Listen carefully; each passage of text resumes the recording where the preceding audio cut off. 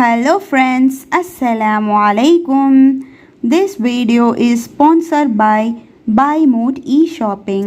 நாம் இந்த வீடியோவில் அக்கீதா என்றால் என்ன அப்படிங்கிறத பார்க்கலாம் ஷார்ட்டாக. நம்ம சிறு வயசில் இருக்கும்போதே மதரசாவில் அக்கீதாங்கிற ஒரு சப்ஜெக்ட் நம்மளுக்கு வந்திருக்கும்.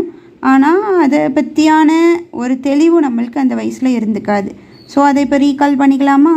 என்னோடய ஓல்டு வீடியோஸ் எல்லாத்துலேயுமே இந்த அக்கீதாவோட ரிலேட்டடாக தான் நான் போட்டிருந்துப்பேன்.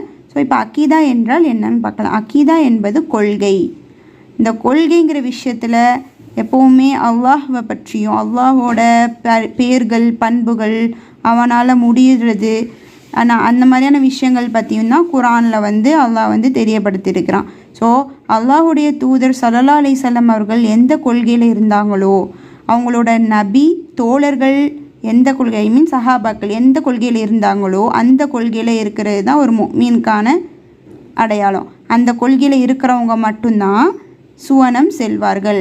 மறுமை நாளில் நபி சொல்லியிருக்கிறாங்க, 73 கூட்டத்தில் ஒரே ஒரு கூட்டம் சோனம் செல்லும். அதுவும் என்னை பின்பற்றியவர்கள், என் கொள்கையில் இருந்தவர்கள், என்னோட தோழர்கள் இருந்த கொள்கையில் இருந்தவர்கள் அப்படின்ட்டு நபி சொல்லியிருக்கிறாங்க. ஸோ அப்போது அந்த கொள்கைங்கிற விஷயத்தில் என்னெல்லாம் அடங்கும்னா ஒரு 6 அம்சங்கள். அர்கானுல் ஈமான் அப்படின்ட்டு நம்ம ஆல்ரெடி ஒரு வீடியோ போட்டிருக்கிறோம். இந்த அர்கானுல் ஈமான் என்றால் என்ன? அல்லாஹ்வை நம்புறது, மலக்குகளை நம்புறது, நபிமார்களை நம்புறது, வேதங்களை நம்புறது, மறுமையை நம்புறது, நன்மை தீமை கலாக்கதிர் மூலமாக வருதுங்கிறத நம்புறது. நம்ம இது எல்லாத்தையும் மனப்பூர்வமாக நம்பி அதை செயல்படுத்துறது தான் உண்மையான அக்கீதா. இப்போ அல்லாஹ்வை நம்புறது அப்படின்னா அல்லாஹ்வை நம்புறதுக்கு கீழே நிறைய விஷயங்கள் அடங்கும். அதையும் நம்ம மனப்பூர்வமாக ஏற்றுக்கணும். அதே மாதிரி நபிமார்களை மறுமை நாளை நம்புறது, இப்படி மலக்குகளை நம்புறது, இது எல்லாமே அது கீழே வர எல்லா சட்டத்திட்டங்களையும் அது கீழே வர எல்லா விஷயங்களையும் மனப்பூர்வமாக நம்ம ஏற்று செயல்படுத்துறது தான் உண்மையான அக்கீதா.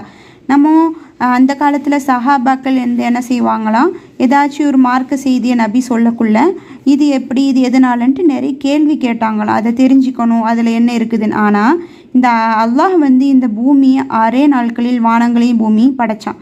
படைச்சதுக்கப்புறம் அவன் அரிஷுக்கு மேலே அவன் போயிட்டான் அப்படிங்கிற ஒரு விஷயத்தை நபி சஹாபாக்கள்கிட்ட சொல்லக்குள்ள அவங்க எந்த ஒரு மாற்று கருத்தும் இல்லாமல் அப்படியே முழு மனதுடன் அதை நம்பினாங்களாம். நம்பி ஏற்கவும் சேர்ந்து அல்லாஹ் ஒருத்தன் இருக்கிறான், அவன் ஏன் இப்படி செஞ்சான், ஏன் அரிஷுக்கு மேலே போனான் அப்படிங்கிற எந்த ஒரு கேள்வியுமே கேட்கலையாம்.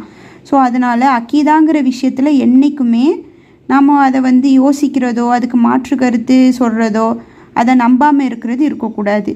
உண்மையான அக்கீதா என்றால் என்னன்னா அது ஒரு கொள்கை. அதை நம்ம எந்த ஒரு கேள்வி கேட்கவோ எதுவுமே இல்லாமல் முழு மனதுடன் நம்பி அதை செயல்படுத்துறது தான். அந்த காலகட்டத்தில் இந்த ஹதீஸ்கள்லாம் இந்த ஆலிம் மூலமாக இது வெளியாகிச்சு அப்படிங்கிற விஷயம் கொண்டாந்து அக்கீதாங்கிறது மட்டும் எந்த ஒரு பிரிவினையும் கிடையாது, எந்த ஒரு கொள்கையும் கிடையாது. ஸோ இதுதான் அக்கீதாவோட ஷார்ட் டெஃபினேஷன்ஸ்.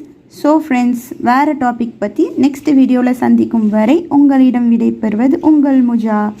பாய் பாய்.